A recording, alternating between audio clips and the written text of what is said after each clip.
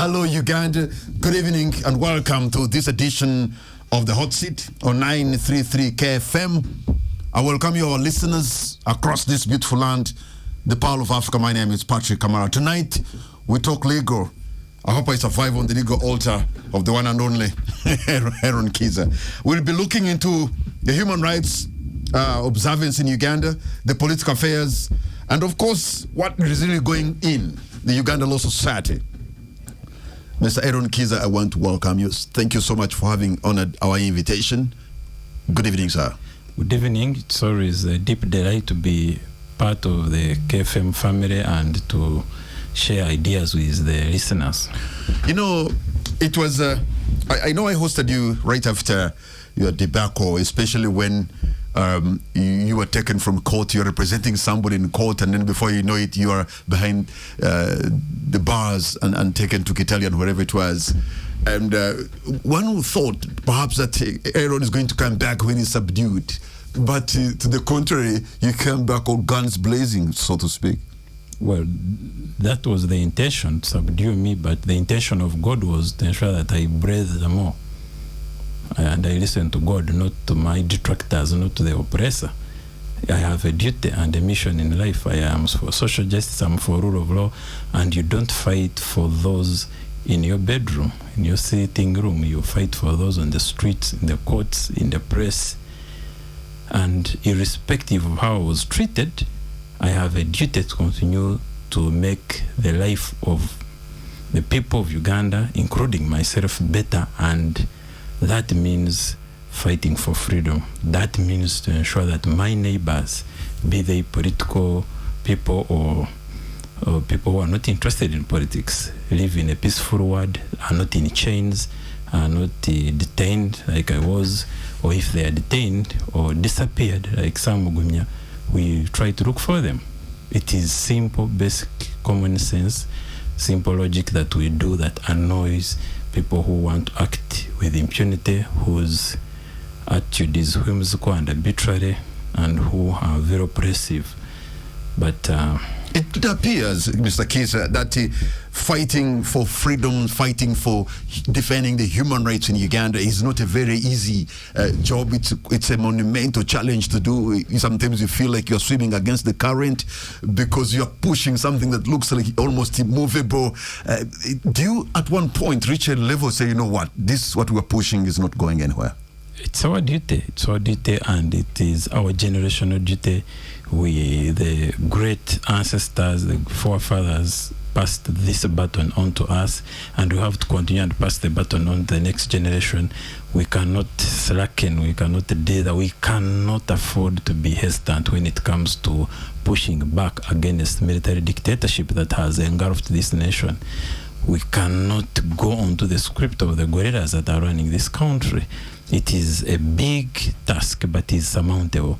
If it was insurmountable, they wouldn't be jailing us. They would be letting us roam, be at large. But the very fact that they are panicking, that they are harassing us, that they are muzzling us, shows that there is power in the people and power in doing right, and that if we continue doing it, they will eventually be overwhelmed. But you know, you are an office of court, and sometimes when you go to court, you're also dealing with the people who you call your land friends. The people you're contending with, the prosecutors, are on the other side of the law. The interpretation of the law is very different. Do you reach a point, Mr. Eron Kiiza, where you're like, my colleagues maybe have swallowed too much, this time around I don't understand the law? No. I have never had a problem with understanding the law. I always understand the law. In fact, our problems have nothing to do with the law. I'm not saying you. I'm saying when you are making your argument in the courts of law, sometimes you see people who are against the law are people who have studied the law like you. Yes. Do you reach a point when you get frustrated and ask, what's up? What's up with my people, my land friends who should understand this, but they're not understanding it? Yes, it is irksome to see people who should know better, who should know the law because they were trained in the law, to prioritize politics over the law, to let the law being trampled by fear or by orders from above. It is disheartening, but it is the complex world we live in. We have to try to collect them. We should never forget to remind them that they have a duty to do justice at all times, irrespective of someone's category, social status, and so on and so on.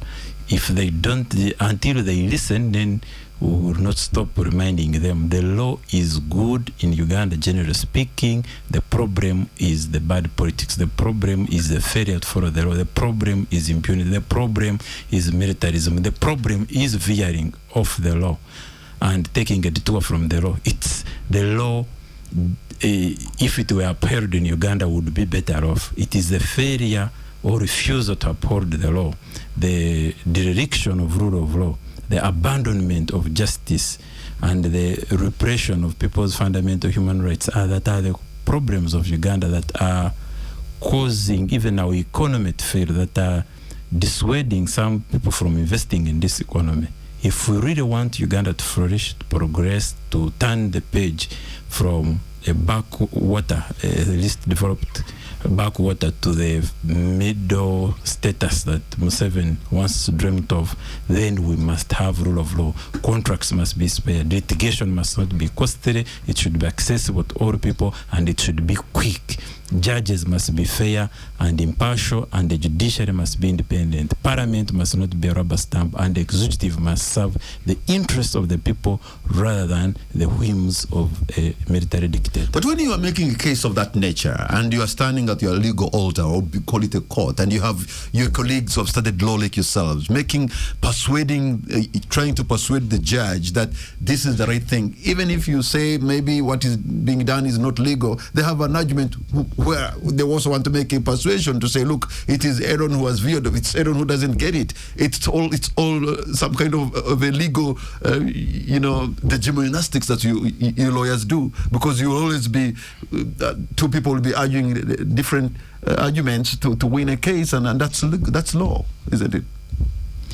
Yes, people will try to pull their side, but the law itself is not like everyone can put it in one side or another. The law is very clear on, like, the right to fair trial is sacrosanct. It is non-derogable. So, and it's not that they don't understand that. It is that they are being instructed from above to do the contrary, and some of them confess as much to us. They do? Yes, some of them in private, in the corridors, they tell us that we are tired of this system, that we are tired of being dogmatic, but we have children. So they are captured. We need it's a big time capture of not just the politicians, but also of the lawyers, of the legal elite. And for us who speak like we do commit what you call classicide. Yes, we have to forego many opportunities and privileges to think and act like we do.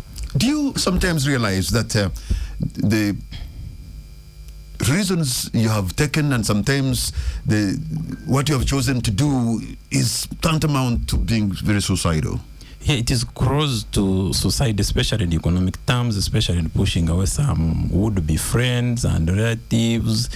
But there is a sacrifice. You cannot have freedom on a silver platter. Nkrumah was very clear. It's a shining trove of struggle and sacrifice.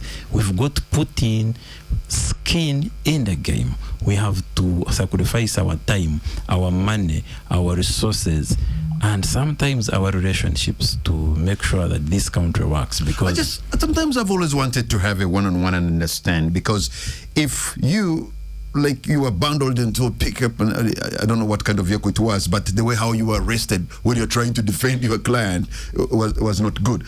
The people who are dealing with you, the prison officers, the policemen, when you're in that vehicle and they're driving you to wherever, do they sometimes maybe come clean and say, look, we are doing this, but we don't believe in this? Or probably you're dealing with men and women who, even when they're just with you locked up in that vehicle, you are being driven to a jail, they are as rough in private as rough in public?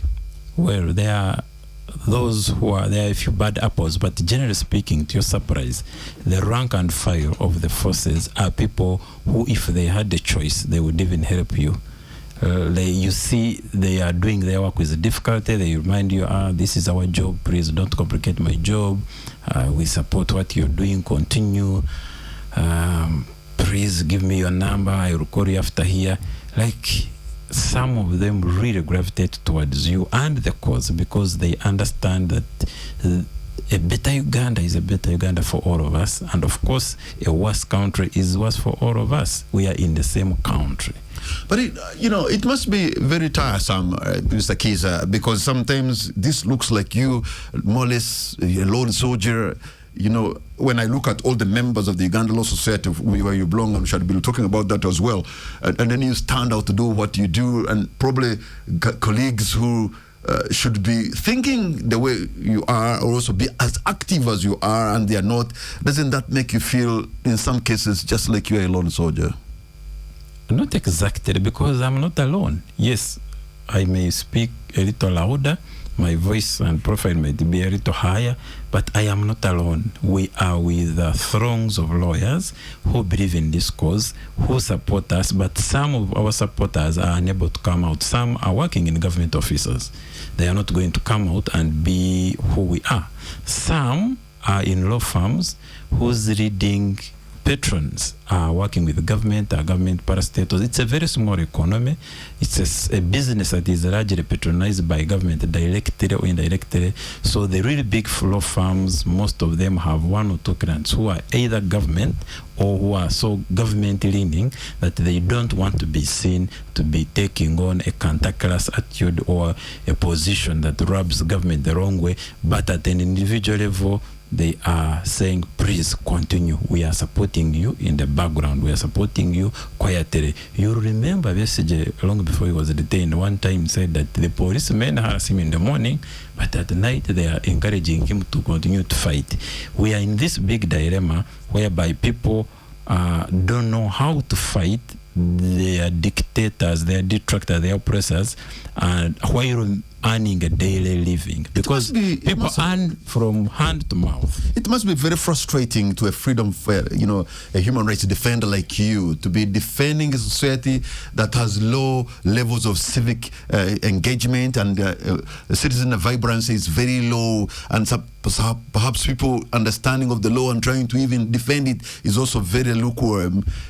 That must be frustrating, because if you had a vibrant citizenry with high civic competence, your job would be easier. Yeah, we clearly live not in an ideal world, but a difficult one, and we would love to have a more civically engaged society.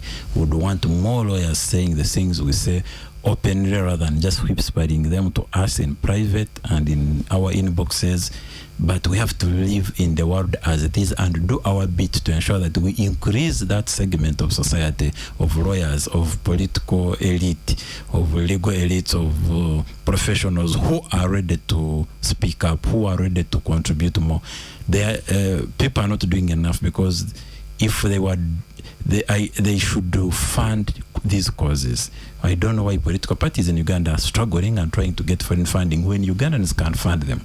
Why civil society organizations are living off foreign funding or collapse once that funding is squeezed. So Ugandans need to wake up and fund their causes, put their money where their values and beliefs are, so that people who are fighting for freedom don't struggle to reach them, don't struggle to pay their bills, don't struggle to do what they need, the logistics of raising awareness, the logistics of pushing back against dictatorship.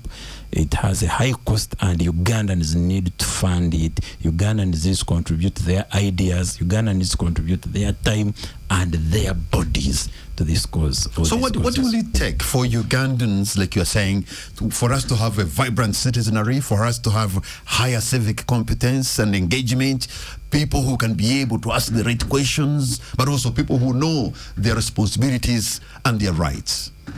It's education. It is a decolonization, deconstruction of the minds. We need to speak more to these Ugandans wherever they are, by whatever means we can get, because if we understand that the Ugandans are in press A and we want them in press B, then those of us who know that, who want that, must put in the little we have, the energy and the voice, and ensure that we tell them. Not all of them know what to do.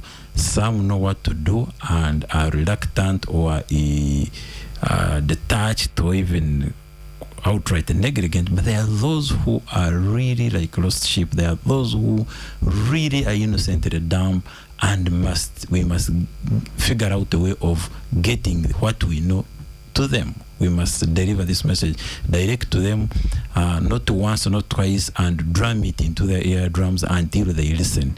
It really is the responsibility of those who know to bring and draw the attention of those who don't know about what needs to be done. Eron Kiiza, co-founder Kiiza and Mujisha Advocates and CEO Environmental Shield. We're going to take a break and the hot seat will to 933 KFM, and this is the hot seat. My name is Patrick Amar. My guest tonight is Mr. Eron Kiiza, who is the CEO of Environmental Shield, but also the co-founder Kiiza and Mujisha Advocates. And we're talking about matters of human rights, you defending the human rights and what you've been able to face in the defense of the same. But let us shed a light into Uganda Law Society. I wonder how you've been able to pull it off as Uganda Law Society, because your president most of the time is out of the country. What is the status of the presidency of the Uganda Law Society in this term? Yeah, the status of the presidency is that indeed our president is unfortunately in exile under unfortunate circumstances that besieged him. Arrest warrant was after him, and he ran away from the arrest warrant, and he's now in exile, and his term is about to end. And it's that sad. So who is running the affairs? The deputy? How? The council? What happens? He's running the show from abroad, but of course primarily through the remaining members of the council that are working with him, because some of them are not keen on his presidency, and that's part of the problem. But the vice president is running the show. But you as a lawyer, what does that mean when a lawyer at that level is facing a court case and then an arrest warrant is coming, and we thought this would be the time for him to stand his ground and defend yourself and actually shame or even expose those who are against you, because you have the tools, you have the skill, you have the facts before you, then expose them, and then they look shabby and ugly. Didn't he lose that opportunity to do so? Yes, people have different temperaments and choices in life in difficult circumstances. Some will go to prison, others will run away from it. Semakade chose to run away from prison. It is his right. We cannot make those choices for him because they are very personal. I've just been in prison, and I know that it is not everyone's portion to endure incarceration. Semakade made his choice on how to respond to an arrest warrant. Some of us would have loved that he gets detained and we demand for his freedom, like some prisoners have done, but you don't want to judge him. It was his choice. He chose to run away and avoid arrest rather than face arrest, and we demand for his freedom. And it is a complex decision. It is down to what he thought. Probably he had more information than we have about his unique situation. But yes, he ran away from the arrest warrant, and I don't know at what time he will either come to face it or at what time it will go away, because we don't want lawyers being arrested. We want to work hard to ensure that those arrest warrants are nullified or otherwise done away with it. How has his being in exile affected Uganda Law Society? I mean, you cannot effectively run a country from exile. So that has undermined his efficacy. He has had to rely on his agents, and other people to do work he would ideally have done himself. A digital press conference is not the same as a physical press conference. Me coming in the studio is not exactly the same as you having me on phone from even my living room. So it reduces on your efficacy, it limits your options, but it is the lifeline. Digital space is the lifeline where you cannot physically make it. So that predicament both shows the promise of technology and the limitations of technology. We of course, you're privy to what goes on at the Uganda Law Society, but we, the people, we seem not to have seen serious support coming in from members of the Law Society in fighting for the rights or defending the president of the Uganda Law Society, as if they went into hibernation. Well, whatever the stance, that is down to the council, the leadership, the vice president, and other members of the council. Whenever they wanted to issue statements, they have filed their cases. They have filed. If they chose not to put up a robust defense of the president, then they have to come here and explain, not me. But I know that there is some litigation, and there is a lawyer dedicated to that cause. I'm actually not talking about members. I'm talking about the members of the society outside the council. You know, not the inner sanctum of the Uganda Society, but in the leadership of it. Just the fighters, most of the fighters. I could hear a lot of vibrancy when Eron Kiiza was taken, and yet you are not the president of the Law Council. I did not hear the same. With all respect, when my friend Isaac Semakade found himself in trouble the way he did. Two distinguishing features. One, when I was arrested, bundled into a prison so people could come and access me, I was in detention. I didn't run away from detention. He was in Ichigari when the arrest warrant was given, and he took the flight to wherever he went. So the reaction couldn't be the same. In those circumstances, people would have loved to fight with him while he is here. They cannot file suits in Tanzania, Canada, or Germany from here. At best, they can make petitions. At the best, we don't have enough Ugandans in foreign capitals to demonstrate at the Ugandan embassy for that cause compared to other causes.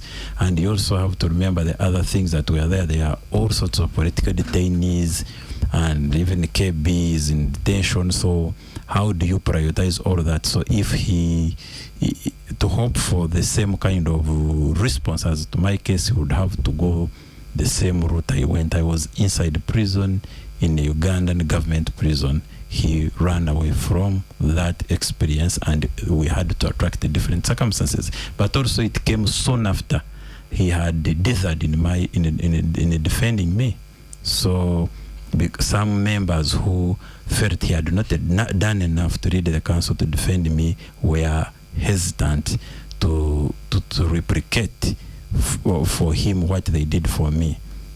Do you get a sense that you as lawyers, you in your legal profession, in a country we are, you are sort of under threat, you're working under, the environment in which you're working is so bad that perhaps you may not be able to express yourself as it is required by your profession?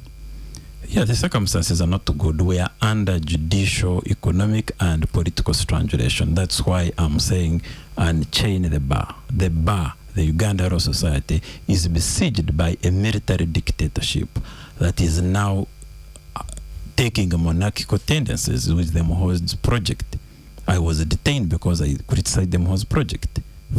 It was not just because I was in the military tribunal defending Vestige. It was because I said that no one who is contesting for the Judicial Service Commission who is associated with the Moho's project should be voted.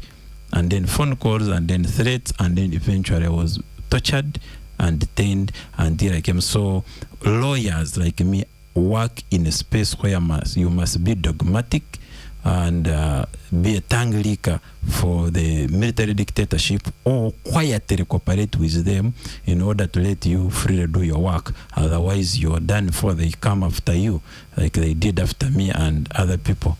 So it's a tricky situation, yes, but it is a situation that we have, and we will make do with it. But you also at least have a sense of hope that all can be well, because the same judicial system at least was able to get you out.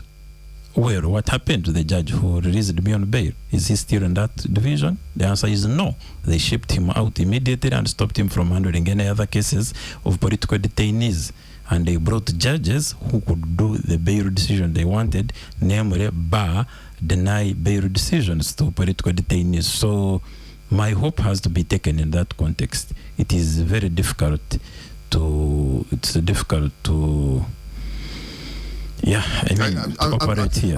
I've seen a poster of you with your slogan "Unchain the Bar" and vote 2025, 26. Eron Kiiza as president. I think Uganda Society, isn't it too early for you to even? It's not too early because the current term of office for the present Hotseat executive or council, if you like, expires on 27th of this month, and by then we should have elected a new leadership in a fair and transparent manner.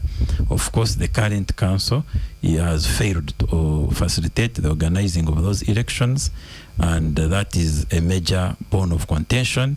They were claiming that organizing any general meeting would constitute contempt of court, but now they have gone ahead to orchestrate a 17th September EGM, and they are not talking about organizing elections. So we face a real threat of having members' right to participate and vote in a democratic leadership subverted by some machinations, some auto-maneuvering. Basically, we might have an illegal extension of the mandate of the current ULS Council unless they organize an election as required by Section 9 of the Uganda Hotseat Act. And if they don't do that, of course, there will be democratic consequences, but it is a course that should be of last resort. I hope that wisdom can reign and they organize these elections so that the members can get over, can do other work. All right. Eron Kiiza, co-founder Kiiza and Mujisha Advocates and CEO Environmental Shield. We're going to take a break and the Hotseat will be right back. Thank you. KM. Welcome back to 933 KFM, and this is the Hotseat. My name is Patrick Kamara, and my guest tonight is Eron Kiiza, who's a lawyer and a human rights defender. Well, the 17th of September, which is this month, you're supposed to have a meeting of the Uganda Hotseat. Is that general meeting? Yeah, it's a general meeting, but it's not the AGM. It's not the AGM. Yeah, but you would do. There's people who like you would want to see an election take place, but there are those who say wait. So why are you not agreeing on that? All of you are not agreeable. It's wrong politics. It is a diversionary politics, but most importantly, the state has a hand in it.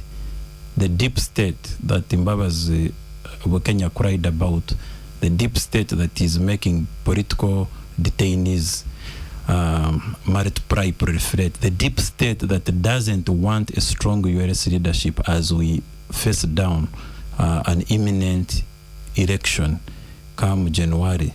The deep state that wants to disorganize Uganda Hotseat and make sure it remains in a winding. But Uganda Hotseat has a constitution. If you let me finish, does not want us to follow the law, which is pretty clear. Section 9 of the Uganda Hotseat Act says that the term of a Hotseat executive expires with 1 year, after which you hold an election. We have an election committee that has demanded for money and an AGM from the Law Society Executive, and we have a Law Society Executive that is bent on frustrating an election in which members can participate, can campaign and hold free and fair elections, but is calling all sorts of meetings and issuing all sorts of statements and expenditures, except the one urgent, critical, democratic thing, which is a Uganda Law Society annual general meeting with an agenda to elect a new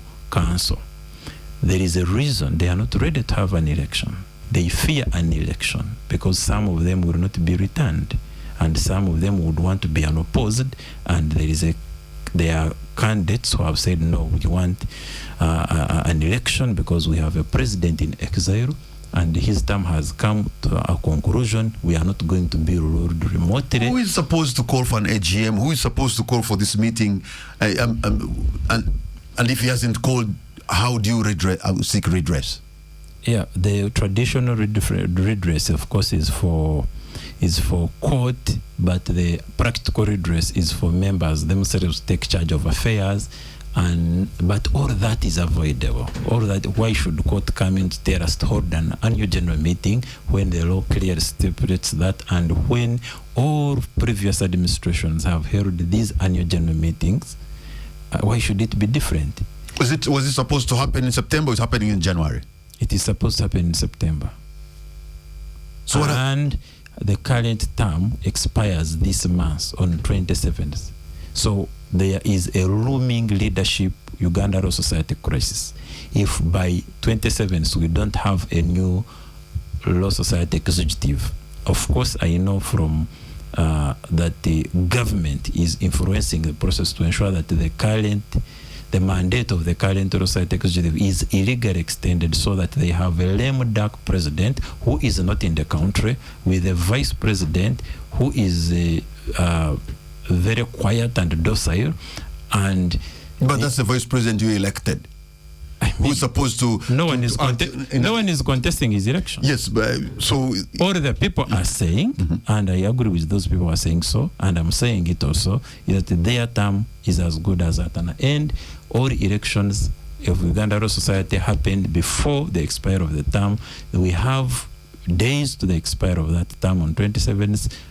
Hold the damn elections. If you are so popular, if members want you, they will elect you back. If you are so popular, they will not even contest against you, as they have done in the past. Sometimes they have not contested against people and they have gone unopposed. But this pathological fear of holding and facilitating elections is undemocratic, is unacceptable, and we shall not accept it. We are not going to play into government ploy of weakening the Uganda Law Society by ensuring that the people who govern the Law Society go beyond, in a leadership crisis, and therefore are at their beck and call. That is not acceptable. Government is having two wings, pretending to fight over Law Society, but when they are... But I don't understand even how you understand it to mean that government and the Law Society are in cahoots, because they are not supposed to be. How about that? There is what is in reality and what ought to be. Yes, they are not supposed to be in cahoots, because the Law Society should be the frontier, the front and center of pushing against militarism, against dictatorship, and raising the awareness about... You're projecting it that the Uganda Law Society is in bed or is in cahoots. Yes, in cahoots I'm with not the just government. projecting it. That is the reality. The current council was co-opted by government. I'm not just saying it. I know it on good authority. I know that they are fronting members of Judicial Service Commission who are belonging to Muhoozi camp, and that is what they want to continue by avoiding elections, which would hold people accountable, which would be free and transparent. I thought you guys, when you elected the current leadership of the Uganda Law Society, that was the most radical, I suppose. No, the radicalness has since disappeared at the level of council. The radicalness is with the members of the Uganda Law Society. But the radicalness disappeared when I was in detention, and up to now they have not issued a statement condemning my torture. Did you read the statement condemning my torture from the so-called Radical Council? The answer is no, because they were co-opted by the Muhoozi project that detained me. So it's not like it's no longer a secret. It's no longer a secret. The current council is serving the Muhoozi project. So why wouldn't the members, who are the majority of the Uganda Law Society, push the council to do what is right? They do that at the AGM in a general election, which is only coming in January. By the Electoral Commission. The Electoral Commission has asked for money to organize a general election, and the Muhoozi Project Council now in the Law Society has refused to dispense that money. And you saw what happened in the NRM primaries, the violence, bribery, and so on and so forth. They are not ready for a process in which they are not in charge. So there is a logistical challenge there. It's not a logistical challenge. They are spending money on everything except the AGM, which they fear could throw some of them or all of them out.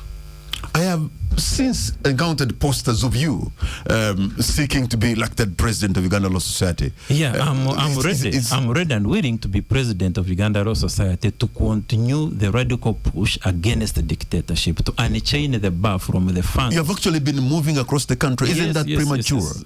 No, I was consulting members of the Uganda Law Society, and there is overwhelming agreement that members of the Uganda Society are not ready to sacrifice their right to choose their members in a fair and transparent democratic process through an election organized by the Electoral Commission. They don't want some people to sit somewhere in a hotel and extend the mandate of the current council without elections. That is not acceptable, that is not illegal, and that's not what members are accepting. And by moving across the country, it has already yielded results of making the elections part of the serious conversation in every WhatsApp group. Now we are discussing of Uganda Society why they are not holding elections. We are discussing what exactly is it they are doing. Of course, there are some divisions, but all these are orchestrated by the state. Whether you are talking about the council that is current or the Munabi group, they are all from the state, shooting in the same goal, which is do not have law society elections until after the elections in January, because the state has seen a justice warrior declaring and expressing interest in the presidents of Uganda Law Society. I've seen a document also since calling for the disciplinary action be taken against Munabi and I think some other gentlemen, actually even calling for the police to get involved. I wonder why all this vile.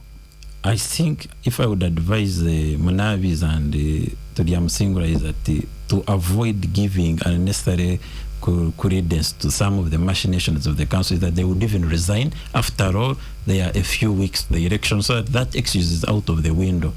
Any democracy-seeking voice should not be the excuse why we don't have an AGM and an election in Uganda Law Society.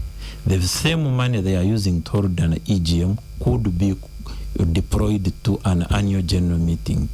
So they are using all underhand methods, all data methods, deceiving some members, but the real intention is to avoid an election. That is a state objective. That is the objective of the military of the MOS project for Uganda Law Society. They want it weak, remotely controlled. How different is an EGM from an AGM? If you convened in is that the extraordinary general meeting? Yes. If you wouldn't you be able, if you're the majority in the Uganda Law Society, to put things right because all your members will be there? There are some things that cannot happen in an EGM because at an annual general meeting, which is a statutory meeting, which happens really once every year, it is where leaders are elected. Okay. You cannot elect a new council in an EGM because a new council must be elected after campaigns. Yeah, because don't they have a point? After nomination, don't they have a point that you know you don't have the president around? You know the society has been bedeviled with so many problems. So let's have an extraordinary general meeting, and then when all of you converge, then you can make your case. You don't need an EGM to issue notes for AGM. So there is no point there. You are saying that they have. You don't have a mandate to avoid following the Uganda Law Society Act. You don't have a mandate to sabotage democracy in the Uganda Law Society. That is not a mandate anywhere they have. This is just usurping and violating the law as we have it in Uganda Law Society Act and the Constitution of Uganda, which requires really conformity to democratic principles. Is it democratic for the council to avoid elections? Is it democratic for a council to avoid calling for an AGM? Is it democratic for a council to deny electoral commission money to begin to open nominations, to conduct elections, to allow people to campaign? So people who have run out of ideas, who are incapable of conducting a free and fair election, standing in a free and fair, are doing everything to avoid an election and passing through the back door to hopefully hold a resolution that extends. They want this crisis to continue. Them, like government, want this crisis to continue so that they can constitute themselves into a so-called interim leadership which lasts forever until the general elections, in which we need a decisive law society that can take a stand, that can protect the public conscience. They want a lame duck presidency. They want a lame duck council.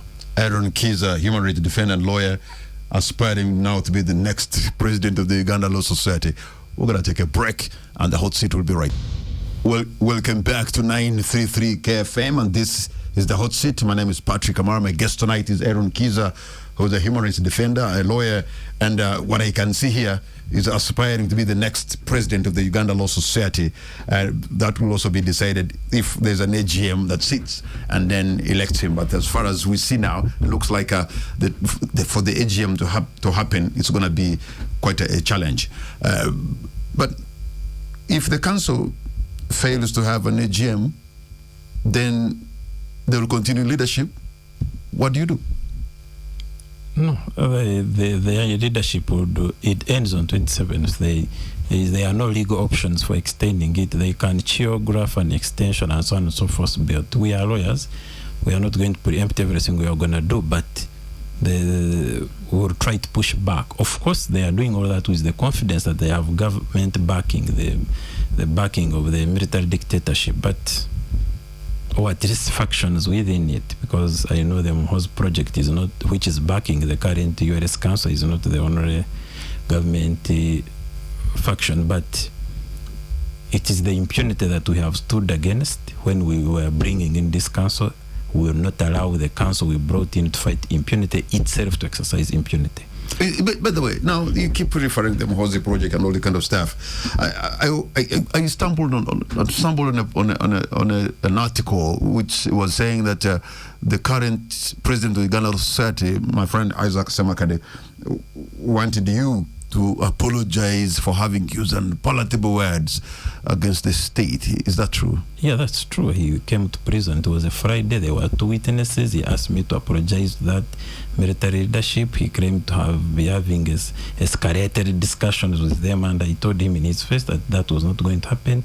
I refused, and he didn't tell it to me as a friend. He told me as the president of Uganda Law Society, and I made sure that my lawyers were informed of that, and they informed the members of the public, so that the record is very straight. Yes, Isaac asked me to apologize to Mhozi, and yes, I said no to him, and yes, right now he's fronting Mho's project interests within the Law Council and Uganda Law Society, and some members of our Randukonyu bars are unfortunately swallowing hook, line, and sinker his blackmail against me and his Mho's project agenda. So you clearly you are in a collusion course with your own president of the Law Society. No, I'm in collusion course with the Mho's project, of which Semakade is now a mere conduit. But that's unbelievable. I mean, you don't have to believe it, yes, but people who know what I'm saying, because when you elected the current president, he came in speaking at a different wavelength from that of the state.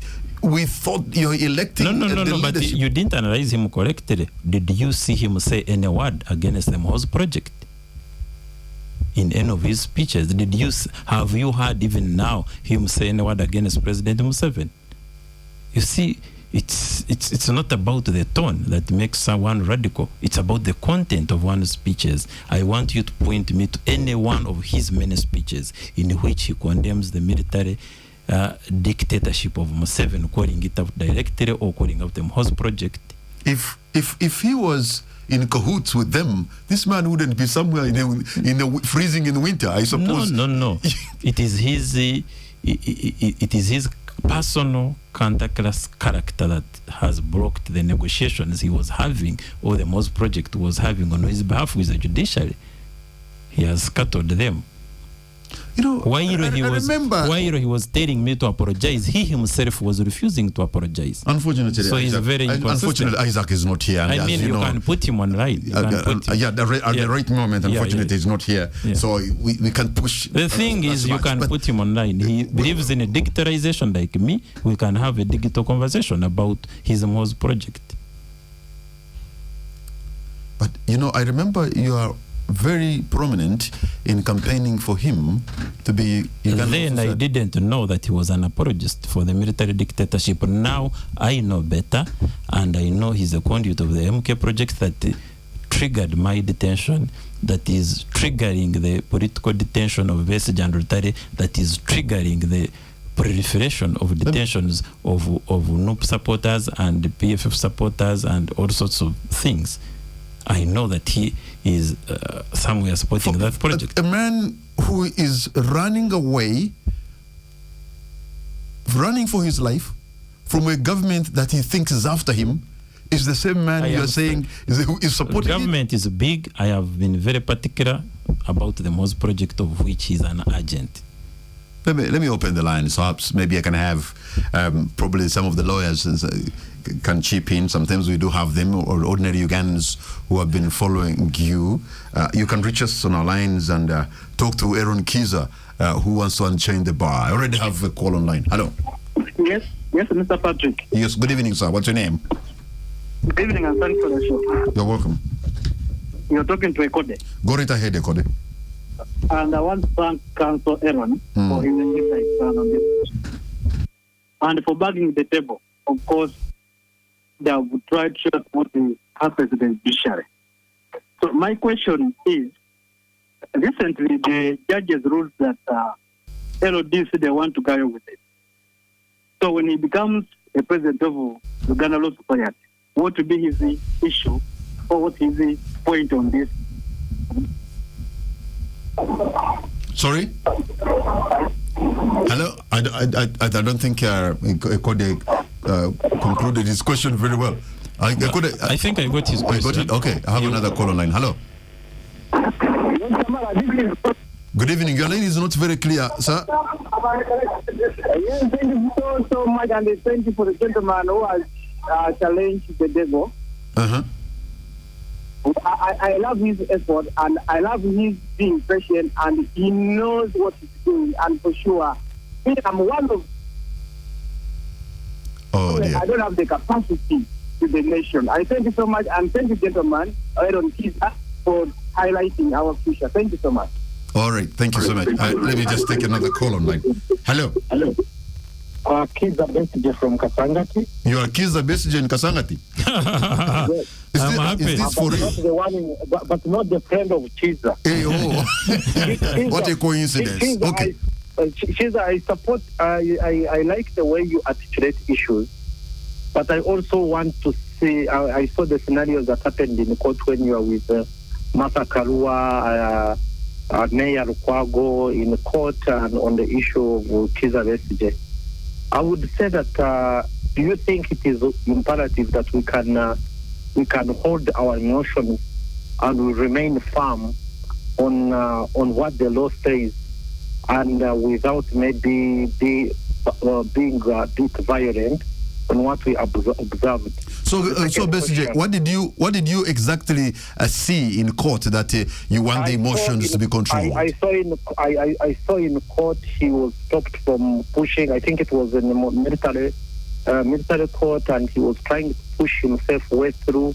And many lawyers, I think, including maybe the current president, was feeling was being uncomfortable with the way how he behaved. But the second question, which is imperative, is to say, we always hear that actually, like the way how Semakade came in, he came with the bang that Eron is giving us on radio.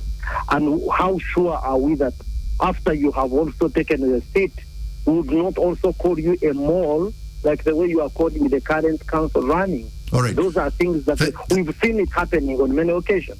Okay, thank you very much, Mr. Kiiza Besigye, calling from Kasangati. Kiiza Besigye, but not Kano, and not Dr. Besigye. You have only 2 minutes to respond and conclude. So, on our conduct in the military court, no one should fall for the military propaganda. I didn't fight anyone. Martha Karua didn't fight anyone. Besigye didn't fight anyone. We were fought. I was specifically tortured by the military, and that is the problem. Everyone should have condemned it, including the president of Uganda Law Society, who did not. About LDC, we want liberalization of bar course. We have many universities producing lawyers, and we want a framework in which all those lawyers can be trained into competent lawyers without someone waiting for 10 years to be trained at LDC or forever. So we need to liberalize the postgraduate training without compromising the quality, and that will be the principle that will underpin my attitude towards the reform of LDC. And what's going to be your concluding remark? Yeah, my concluding remarks is that the Uganda Law Society is the voice and the hope of Ugandans. It is the custodian of rule of law in this country, and we must be at the forefront of pushing and advocating for rule of law, and we must do it by example. We cannot be the ones engendering undemocratic tendencies. That will be embarrassing, and that is clearly unacceptable. Thank you very much, Mr. Eron Kiiza, co-founder Kiiza and Mujisha Advocates, CEO Environmental Shield. His major intention now is to try to unchain the bar, and you are focused on taking the leadership of Uganda Law Society here on the hot seat. We wish you luck. And for those of you who have been listening, I want to thank you for the privilege of your company. Those who called in, thank you very much. Good night and God